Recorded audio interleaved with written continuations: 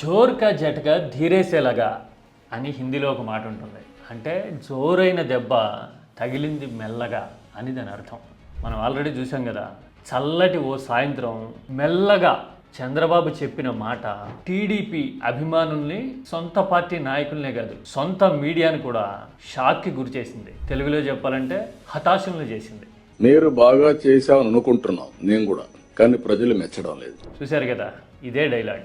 జనం తన పరిపాలన మీద అసంతృప్తితో ఉన్నారు అని స్వయంగా చంద్రబాబు చెప్పడం ఒక ఎత్తు అయితే, కవర్ చేసి ఏదో రకంగా తిమ్మిని బమ్మిని చేయాల్సిన ఆంధ్రజ్యోతి కూడా ప్రభుత్వం మీద సంతృప్తి కేవలం 51% అని చెప్పడం చూసిన తర్వాత, క్రికెట్లో వాడుతూ ఉంటారు కదా, ఇట్స్ గాన్ అని, అలాంటి సౌండ్స్ చాలామందికి వినపడుతూ ఉన్నాయి. ఇలాంటి పరిస్థితి ఎందుకు వచ్చింది? స్వయంగా ముఖ్యమంత్రి ప్రజల్లో తీవ్రమైన అసంతృప్తి ఉంది అని చెప్పడాన్ని ఎలా చూడాలి? ఇది టీడీపీకి, చంద్రబాబు రాజకీయ ప్రత్యర్థులకి చాలా హుషారు తెచ్చే విషయం అవ్వచ్చు, కానీ సొంత పార్టీ వాళ్ళు కూడా కాదనలేని, ఖండించలేని 4 ఫ్యాక్టర్స్ నేను చెప్తా. అవి చూస్తే గనుక ప్రభుత్వం మీద జెన్యూన్ రియాక్షన్ జనంలో ఎలా ఉందో మనకు అర్థమైపోతుంది. ఇంతకీ జనం అసంతృప్తిని కొలిస్తే ఎన్ని లీటర్లు, మీటర్లు, పోని కిలోమీటర్లు ఉంటుంది చూద్దామా?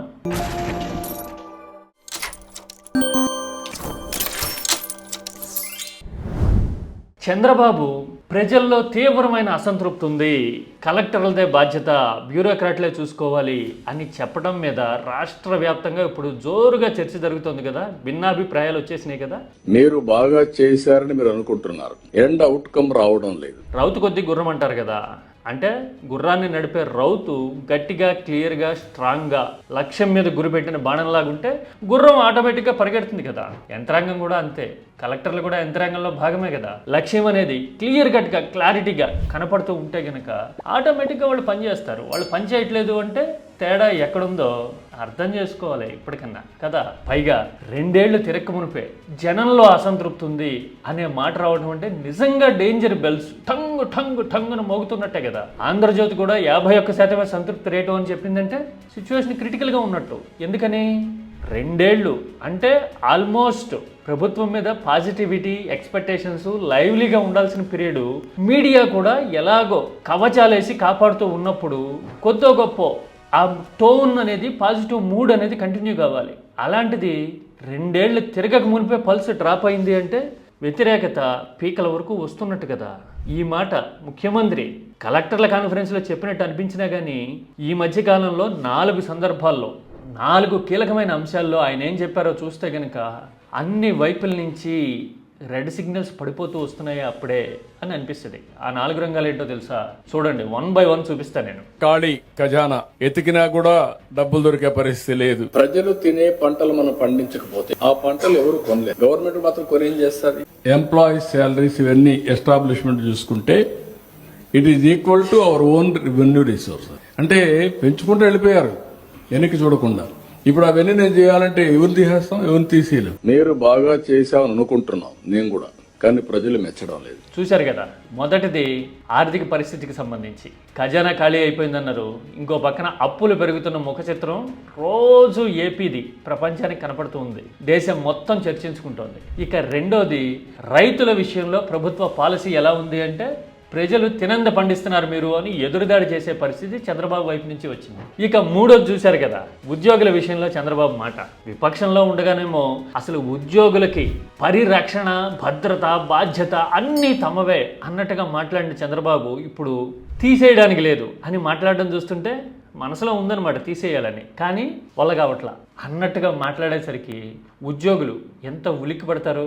వాళ్ళు పక్కన డిఏలు పెండింగ్లో ఉన్నాయని, జీతాలు టయానికి రావట్లేదని, 10వ తారీఖు దాటినా కానీ నెల జీతం అందట్లేదు అని అల్లాడిపోయే పరిస్థితి ఉంటే తీసేయడానికి కుదరట్లా అనడం అంటే ఎలాంటి ఒపీనియన్ ఉన్నట్టు వాళ్ళ మీద. ఇక 4వది ఆల్రెడీ చూసాం కదా, జనంలో అసంతృప్తి ఉంది అన్నారు. అంటే ఓవరాల్గా రైతుల విషయంలోనూ, ఉద్యోగుల విషయంలోనూ, ఆర్థిక పరిస్థితిలోనూ, ఆఖరికి జనంలో అంటే అందరిలోనూ, అన్ని వర్గాల్లోనూ అసంతృప్తి ఉంది అని చెప్పేశారు కదా. మరి ఇలాంటి పరిస్థితి ఇప్పుడే వస్తే ముందు ముందు సిచ్యువేషన్స్ ఎలా ఉంటాయి అంటే చెప్పడం అంత ఈజీ కాదు కదా. ఫైనాన్షియల్గా ఏపీ పరిస్థితి గడ్డుగా మారిపోయింది అని పార్లమెంట్ సాక్షిగా కేంద్రమే చెప్తూ ఉంది. ఒకవేళ ఇప్పుడున్న పరిస్థితుల్లో గనక కేంద్రంతో పొలిటికల్ సిచ్యువేషన్ కర్మకాలి టైట్ అయిందనుకోండి, ఇది 2018 నాటి పరిస్థితి లాగా ఇక ఏపీ సిచ్యువేషన్ స్టార్వింగే, అంటే ఆకలితో అల్లాడిపోయే పరిస్థితి వస్తుంది అప్పులు దొరక్క, అంత క్రిటికల్ అయిపోయినట్టు. ఇంకో పక్కనేమో రాజకీయం తిరగబడే పరిస్థితి. ఎందుకంటే మనకి 164 సీట్ల బలం ఉంది అనే ఉద్దేశంతో ఇప్పటి వరకు ఎక్కడ ఎదుటి వాళ్ళ మాట వినిపించుకోకుండా ఎవరన్నా ప్రశ్నిస్తే రేషనల్గా మాట్లాడడానికి ట్రై చేస్తే వాళ్ళ మీద రాజకీయ ముద్ర కొట్టి మరి మనం నోర్లు ముయించాం కదా.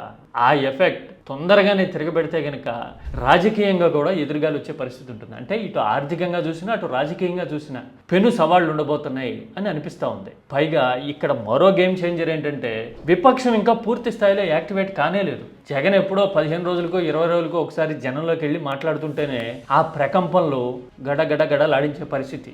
మరి జగన్ నిరంతరాయంగా పాదయాత్రతోనో మరో పేరుతోనో జనంలోకి వచ్చేస్తే ఇంకా సెగ ఏ స్థాయిలో తగులుతుంది. ఇక మిగతా వర్గాల నుంచి సామాజిక సమీకరణల వైపు నుంచే లేదంటే ఆలోచన పరుల వైపు నుంచో ప్రభుత్వ వైఫల్యాన్ని ప్రశ్నించడము నిలదీయడం మొదలుపెట్టి ప్రజలకి గొంతుకులు మొలిస్తే గనక ఏపీలో పరిస్థితి ఎలా మారుతుంది?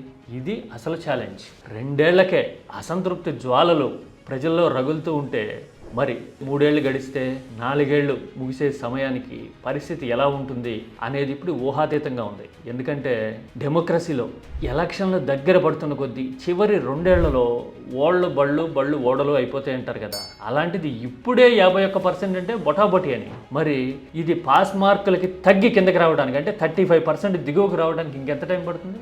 ఎంతకాలం పట్టదేమో కదా. ఇదే మరి అసలు ఛాలెంజ్. మరి చంద్రబాబు తన రాజకీయ అనుభవాన్ని అంతా రంగరించి తన నిర్మాణ చతురతను అంతా చూపించి కనీసం పొలిటికల్ సిచ్యువేషన్ అన్న స్టెబిలైజ్ చేయడానికి ట్రై చేయగలరా అనేది ఇప్పుడు ఛాలెంజ్. సంపద సృష్టో ఇంకోటో అవన్నీ నినాదాలకే పరిమితం అయితే అది కానీ ఉండదు, వేరే విషయం. ఎలాగో తెలిసిన అనుభవమే ఎప్పుడు ఏపీకి గత 3 టర్మ్లలో చూసాం కదా చంద్రబాబు హయాంలో.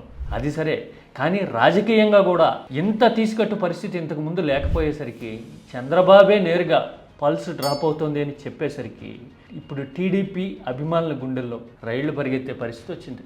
అవునా? జనంలో అసంతృప్తి ఉంది అని చంద్రబాబే స్వయంగా చెప్పడాన్ని ఎలా చూడాలి? ముందు లెక్క ఎలా మారబోతుంది? నిర్మాణాత్మకంగా మాట్లాడండి. భాష అనేది భావ వ్యక్తీకరణకి సాధనం అవ్వాలి తప్పితే దూషణలకి ఆస్కారం ఇవ్వకూడదు. ఇదే కీటాక్స్ విధానం.